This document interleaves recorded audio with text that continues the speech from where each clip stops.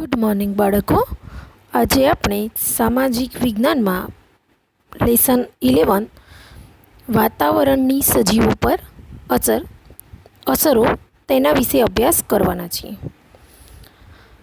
હવે આ વાતાવરણની આપણા સજીવો એટલે જેટલા પણ પશુ માનવ જે છે એમનામાં જીવ છે તેવા પર જે અસરો થાય છે તેના વિશે આપણે જોઈએ. હવે એમાં પહેલો ટૉપિક છે વાતાવરણનું નિર્માણ. હવે વાતાવરણની સજીવો પર અસરો તો ખરી, પણ વાતાવરણનું નિર્માણ કેવી રીતે થયું તે પહેલાં આપણે સમજીએ. એ તો આપણે બધા સૌ જાણીએ છીએ કે પૃથ્વી સૂર્યમાંથી છૂટી પડી તેવું મનાય છે. પણ જ્યારે તેનો ઉદ્ભવ થયો ત્યારે તે કેવા અગનગોળાના રૂપમાં હતી. આ ગરમ ગોળો જે હતો એ ધીમે ધીમે શું થવા લાગ્યો? ઠંડો પડવા લાગ્યો. અને ઠંડો પડતા તેમાં રહેલા તત્વો તેમાં પ્રવાહી, ઘન, વાયુ સ્વરૂપમાં રૂપાંતર પામવા લાગ્યા. આ અગનગોળો જ્યારે ઠંડો પડ્યો ત્યારે તેમાંથી જુદા જુદા વાયુઓ પછી પ્રવાહી, ઘન બધામાં રૂપાંતર થવા લાગ્યા. જે તત્વોનું ઘન સ્વરૂપમાં જે રૂપાંતર થયું તે આપણે મૃદાવરણ તરીકે ઓળખીએ છીએ.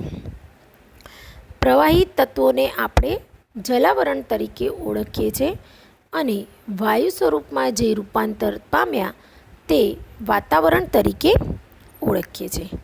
આમ વાતાવરણનું નિર્માણ થયું. હવે વાતાવરણને અર્થ સમજીએ કે પૃથ્વીની ચારે બાજુ વીંટળાઈને આવેલા હવાના આવરણને વાતાવરણ કહે છે. પૃથ્વીની ચારે બાજુ વીંટળાઈને આવેલા હવાના આવરણને વાતાવરણ કહે છે. પૃથ્વીની સપાટીથી તે સેંકડો કિલોમીટરની ઊંચાઈ સુધી વિસ્તરેલું છે. આ શું છે? પૃથ્વીની સપાટીથી સેંકડો કિલોમીટર ઊંચાઈ પર આ વાતાવરણ વિસ્તરેલું છે. એની ઉપરની સીમા કેટલી ઊંચાઈએ આવેલ છે તે સ્પષ્ટ કહેવું મુશ્કેલ છે. તેમ છતાં પૃથ્વીના ગુરુત્વાકર્ષણની અસર અવકાશમાં જ્યાં સુધી રહેલી છે ત્યાં સુધી વાતાવરણ પૂરું થયેલું માનવામાં આવે છે. આમ તો એની ઊંચાઈ ક્યાં સુધી રહેલી છે એ સ્પષ્ટ કહી શકતા નથી. તેમ છતાં પણ જે ગુરુત્વાકર્ષણની અસર છે તે અવકાશમાં જાય ત્યાં સુધી આ વાતાવરણ પૂરું થઈ ગયું એમ આપણે માનીએ છીએ. પૃથ્વીની સપાટીથી 32 કિલોમીટરની ઊંચાઈ સુધી વાતાવરણના પડમાં 99% જેટલી હવા સમાયેલી છે. અને પૃથ્વીની સપાટીથી આપણે જેમ જેમ ઊંચા જઈએ તેમ તેમ શું થાય? હવા પાતળી થતી જાય છે. તો આ રીતે વાતાવરણ. હવે વાતાવરણના વાયુઓ. આજે આપણું વાતાવરણનું નિર્માણ કેવી રીતે થયું, વાતાવરણ કોને કહેવાય તે. હવે વાતાવરણની અંદર કેવા વાયુઓ છે તેના વિશે આપણે અભ્યાસ કરીએ. વાતાવરણ વિના પૃથ્વી પરની જીવસૃષ્ટિનું અસ્તિત્વ અશક્ય છે. વાતાવરણ ના હોય તો આ પૃથ્વી પરની જે જીવસૃષ્ટિ છે તેનું અસ્તિત્વ અશક્ય છે. વાતાવરણ વાયુ, પ્રવાહી અને ઘન તત્વોનું બનેલું છે. વાતાવરણ પણ કેવું? વાયુ, પ્રવાહી અને ઘન તત્વોનું બનેલું છે. તેમાં રહેલા ઓક્સિજન અને નાઇટ્રોજન વાયુઓ જીવસૃષ્ટિ માટે અગત્યના છે. હવે વાતાવરણની અંદર જુદા જુદા વાયુઓ રહેલા છે. તેમાં ઓક્સિજન જે છે અને નાઇટ્રોજન જે છે તે વાયુઓ આપણી જીવસૃષ્ટિ માટે અગત્યના છે. વાતાવરણમાં ધુમ્મસ, ઝાકળ, વાદળ વગેરે વાતાવરણમાં રહેલા પાણીના સ્વરૂપો છે. હવે વાતાવરણમાં આપણે બધા જાણીએ છીએ કે શું શું રહેલું હોય છે? ધુમ્મસ, ઝાકળ, વાદળ વગેરે વાતાવરણમાં રહેલા પાણીના સ્વરૂપો. પ્રવાહી તત્વોમાં મુખ્યત્વે બરફના કણો, જીવજંતુઓ વગેરે છે. અને વાતાવરણ પૃથ્વીના દિવસે ગરમી અને રાત્રે અતિશય ઠંડીથી બચાવે છે. આ જે વાતાવરણ છે તે આપણને આપણી જે પૃથ્વી છે તેને દિવસે ગરમીથી અને રાતના અતિશય ઠંડીથી બચાવે છે. હવે તમને બાજુમાં સ્ક્રીન ઉપર એક આકૃતિ દેખાય છે, એક પિક્ચર છે, જુઓ. બરાબર ધ્યાન આપજો. અહીંયા વાયુઓનું પ્રમાણ તો જુઓ, ગોળ રાઉન્ડ છે, તો એ કે એમાં વાયુ અને કેટલા પ્રમાણમાં તેની ટકાવારી છે તે દર્શાવેલું છે. હવે નાઇટ્રોજન આશરે કેટલા 130 કિલોમીટર સુધી જોવા મળે છે અને નાઇટ્રોજનની ટકાવારી કેટલી છે? 78.03% છે. ઓક્સિજન 20.99% છે. ઓર્ગન 94% છે, 0.94 એમ. કાર્બન ડાયોક્સાઇડ 0.03% છે અને અન્ય વાયુઓ જે બીજા વાયુ છે એ 0.01% રહેલા છે. તો આવી રીતે આપણા વાતાવરણની અંદર આટલા વાયુઓ અને આ પ્રમાણની ટકાવારી છે.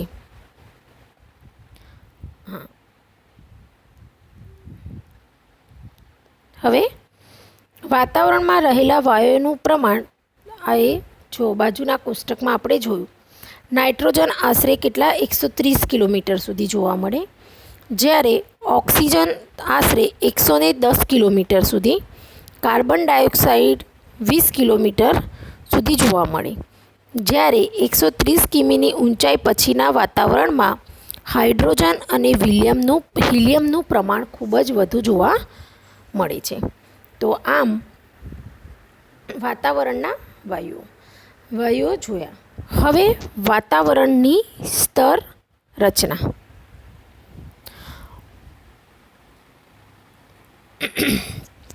વાતાવરણને પૃથ્વીની સપાટીથી ઊંચાઈ તરફ જતા તાપમાન અને વાયુઓની સંરચનામાં થતા ફેરફારના આધારે અલગ અલગ આવરણ કે સ્તરોમાં વિભાજિત કરવામાં આવે છે.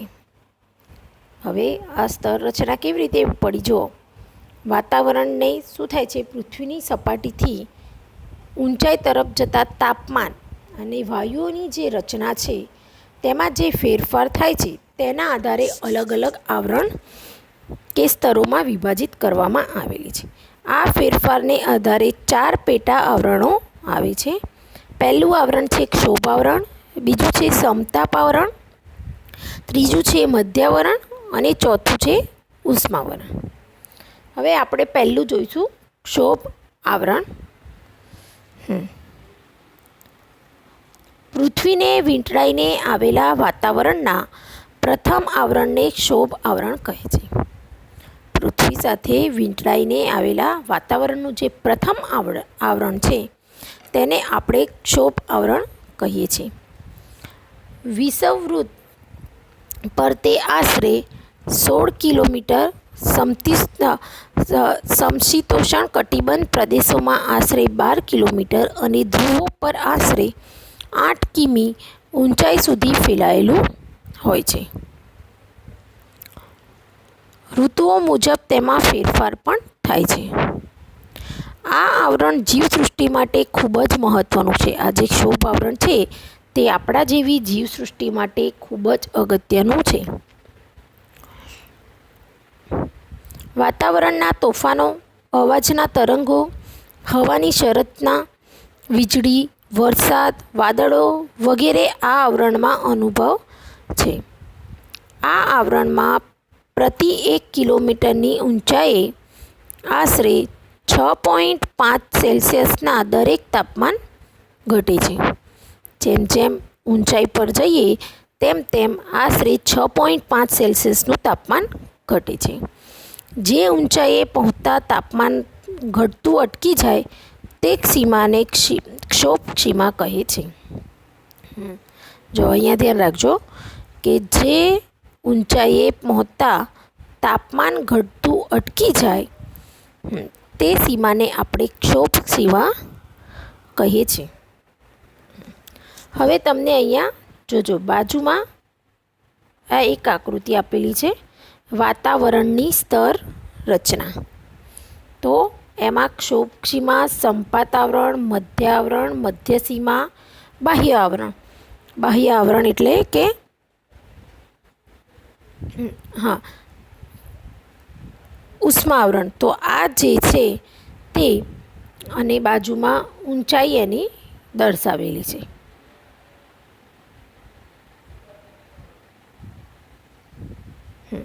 હવે બીજું છે આપણું સમતાપ આવરણ.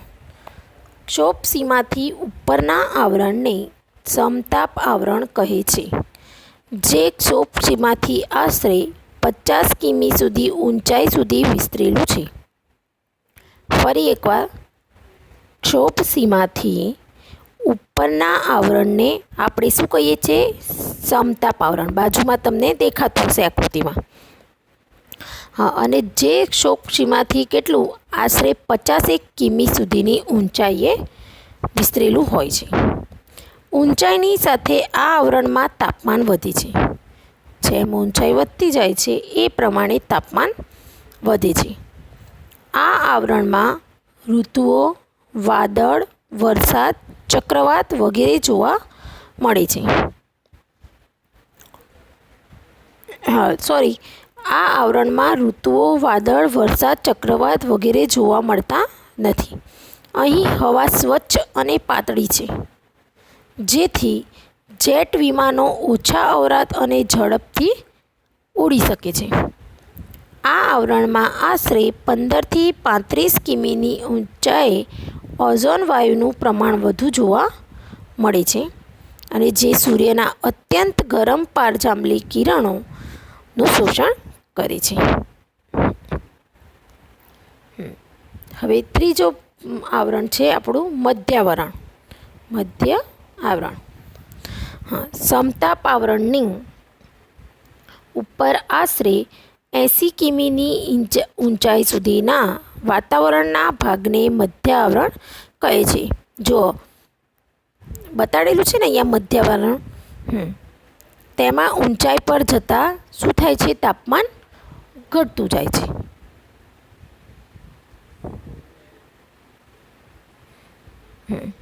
હવે ચોથું છે ઉષ્માવરણ. મધ્યાવરણની ઉપર આ આવરણ આવેલું છે. એ તમને સ્ક્રીન ઉપર જે આકૃતિ આપેલી છે તેમાં દેખાય છે. 80 કિમીથી શરૂ કરી જ્યાં વાતાવરણ પૂરું થાય ત્યાં સુધી આ ઉષ્મા આવરણ વિસ્તરેલું છે. અહીં હવા અતિશય કેવી હોય છે? પાતળી હોય છે. જેમ જેમ ઊંચાઈએ જઈએ તેમ તેમ તાપમાન વધતું જાય છે. આ આવરણને 2 પેટા વિભાગોમાં વહેંચવામાં આવ્યું છે. કયા કયા? એક તો આયનાવરણ અને બીજું છે બાહ્યાવરણ. આયનાવરણમાંથી રેડિયો તરંગોનું પરાવર્તન થાય છે. ટીવી, રેડિયો પ્રસારણ, ઇન્ટરનેટનો લાભ આ આવરણને આભારી છે. કયા? આવરણથી. ફરી એકવાર કહી દઉં, આવરણમાંથી રેડિયો તરંગોનું પરાવર્તન થાય છે. ટીવી, રેડિયો પ્રસારણ, ઇન્ટરનેટનો લાભ આ આવરણને આભારી છે. આવરણની ઉપરના આવરણને બાહ્યાવરણ કહે છે, અને આ આવરણ પતી જાય અને ત્યાંનું જે ઉપરનું આવરણ હોય તેને આપણે બાહ્યાવરણ કહે છે. આમ વાતાવરણની દ્રષ્ટિએ 4 પેટા આવરણો પડે છે. આગળ જોઈએ આપણે હવામાન. હવામાન એટલે ટૂંકા સમયગાળાની વાતાવરણની સરેરાશ પરિસ્થિતિ. હવામાન એટલે ટૂંકા સમયગાળાની વાતાવરણની સરેરાશ જે પરિસ્થિતિ હોય તે. કોઈપણ સ્થળ, પ્રદેશનું હવામાન, તાપમાન, ભેજ, વરસાદ, હવાનું દબાણ, ધુમ્મસ કે વાદળોના આધારે નક્કી થાય છે. તે કોઈપણ સ્થળ, પછી તેનું હવામાન, તાપમાન, ભેજ, વરસાદ, દબાણ, ધુમ્મસ અને વાદળોના આધારે આ હવામાન નક્કી થાય છે. હવામાન સવાર, બપોર, સાંજ કે રાત્રિનું અલગ હોઈ શકે છે. વાતાવરણની અંદર હવે ઠંડી ગરમી ટૂંકા ગાળાની પરિસ્થિતિ હોય તેમાં સમયાંતરે શું થતું હોય છે? ફેરફાર થતો હોય છે. તેમાં સમયાંતરે ફેરફાર થતો હોય છે. તેમાં સમયાંતરે પણ ફેરફાર થતો રહે છે. સવારે ઠંડી, બપોરે ગરમી અને સાંજે વરસાદ પણ પડતો હોય છે. આવું હવામાનમાં શક્ય છે.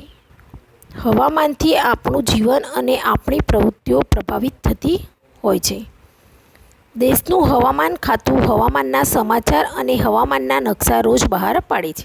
તમે જે લોકો ન્યૂઝ સાંભળતા હશો એમને ખબર પડતી હશે કે રોજ સમાચાર પતે ત્યારે હવામાન ખાતાના સમાચાર એમ કરીને હવામાનના સમાચાર અને હવામાનના નકશા આપણને જોવા મળતા હોય છે.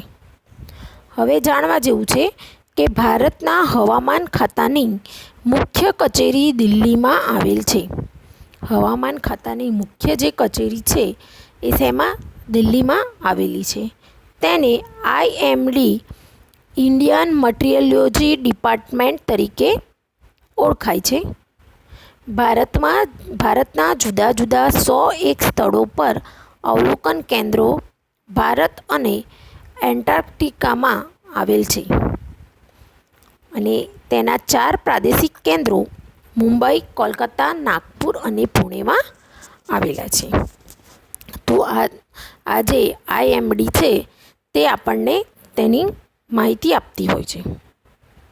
હવે આગળનો પોઈન્ટ છે આપણો આબોહવા.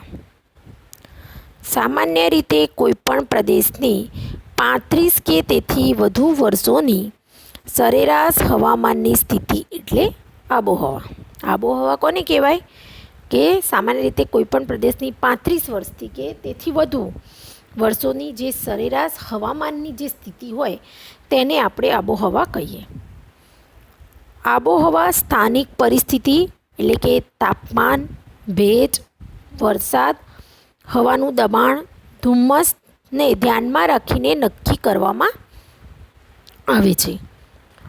આબોહવા જે તે પ્રદેશની સજીવ સૃષ્ટિ, પ્રાણી સૃષ્ટિ અને માનવ જીવન તથા તેવી પ્રવૃત્તિઓને સીધી અસર કરે છે. આબોહવા કોને કોને અસર કરે? એક તો જે તે પ્રદેશની સજીવ સૃષ્ટિ, પ્રાણી સૃષ્ટિ અને માનવ જીવન તથા તેની પ્રવૃત્તિઓ પર સીધી અસર કરે છે. હવે તાપમાન વિશે માહિતી મેળવીએ. હવામાં રહેલ ગરમીની સપાટીને તાપમાન કહે છે. હવામાં રહેલ જે ગરમીની સપાટી છે તેને આપણે તાપમાન કહીએ છીએ. વાતાવરણના તાપમાનમાં દિવસ અને રાત્રિ દરમિયાન જ ફેરફાર અનુભવાય છે. હવે વાતાવરણનું જે તાપમાન છે તેમાં દિવસ અને રાત્રિ દરમિયાન જ ફેરફાર જણાય. તાપમાન ઋતુઓ પ્રમાણે બદલાય. આપણું જે તાપમાન હોય તે ઋતુઓ પ્રમાણે બદલાતું હોય છે. શિયાળા કરતાં ઉનાળાનું તાપમાન કેવું હોય? વધુ હોય છે. સૂર્યઘાત એ તાપમાનના વિતરણને અસર કરતું મહત્ત્વનું પરિબળ છે. સૂર્યઘાતનું પ્રમાણ વિષુવવૃત્તિ ધ્રુવો તરફ ઘટે છે. આ કારણે ધ્રુવ પ્રદેશો બરફથી ઢંકાયેલા હોય છે. એનું પ્રમાણ ઘટતું હોવાથી આ જે ધ્રુવ પ્રદેશો છે તે બધા તેનાથી બરફથી ઢંકાયેલા હોય છે. જો પૃથ્વી પર તાપમાન વધી જાય તો ખેતી પાકો ઉગી શકે નહીં. જો પૃથ્વી પરનું તાપમાન વધી જાય તો આ જે ખેતીના પાકો હોય છે તે ઉગી શકે નહીં. શહેરોમાં ગામડા કરતાં વધારે તાપમાન અનુભવાય છે. તેનું કારણ છે ગામડા કરતાં શહેરોનું તાપમાન વધુ હોય એનું કેમ કે તેનું કારણ છે કે પાકી સડકો અને સિમેન્ટ પરથી બનેલી ઇમારતો. કારણ કે ગામડામાં તો ઘણી જગ્યા પર કાચા મકાનો હોય, ખેતરો હોય, ખુલ્લી જગ્યા હોય ને અહીંયા બધું શહેરોમાં હોતું નથી. એટલે પાકી સડકો અને સિમેન્ટની બનેલી ઇમારતોના કારણે શહેરનું તાપમાન વધી જાય છે. હવે આગળનો પોઈન્ટ છે વાતાવરણનું દબાણ. પૃથ્વીની આસપાસ હવાના સ્તરને વજન હોય છે. પૃથ્વીની આસપાસ શું છે કે હવાનું જે સ્તર છે તેને વજન હોય છે. હવાના વિશાળ સ્તર તેના વજન પ્રમાણે પૃથ્વી સપાટી પર દબાણ કરે છે. હવાનું જે વિશાળ સ્તર છે એ તેના વજન પ્રમાણે પૃથ્વી સપાટી પર શું કરતું રહે છે? દબાણ કરે છે. તેને વાતાવરણનું દબાણ કહે છે. ફરી એકવાર ધ્યાન રાખજો. પૃથ્વીની આસપાસ હવાના સ્તરને વજન હોય છે. હવાના વિશાળ સ્તર તેના વજન પ્રમાણે પૃથ્વીની સપાટી પર દબાણ કરે છે અને તેને વાતાવરણનું દબાણ કહે છે. સમુદ્ર સપાટી પર વાતાવરણનું દબાણ સૌથી વધારે હોય છે. આ જે સમુદ્ર સપાટી છે તેના પર વાતાવરણનું દબાણ કેવું હોય છે? સૌથી વધારે. પૃથ્વી સપાટીથી ઊંચાઈ તરફ જતાં વાતાવરણનું પ્રમાણ કેવું થાય છે? ઘટતું જાય છે. અને વધારે તાપમાનવાળા પ્રદેશમાં વાયુઓ ગરમ થઈને ઉપર તરફ ગતિ કરે છે. જ્યાં વધારે તાપમાનવાળું વાતાવરણ હોય, પ્રદેશ હોય, ત્યાં વાયુઓ શું કરે છે? ગરમ થઈને ઉપર તરફ ગતિ કરે છે અને હલકું દબાણ રચાય છે. હલકું દબાણ વાદળછાયા અને ભેજયુક્ત ઋતુ સાથે જોડાયેલું છે. ઓછા તાપમાનવાળા પ્રદેશોમાં વાતાવરણ ઠંડુ હોય છે, માટે ત્યાં ભારે દબાણ હોય છે.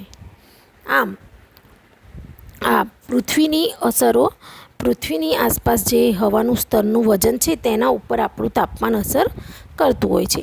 અને ઓછા તાપમાનવાળા જ્યાં પ્રદેશો છે ત્યાં આપણું વાતાવરણ કેવું રહે છે?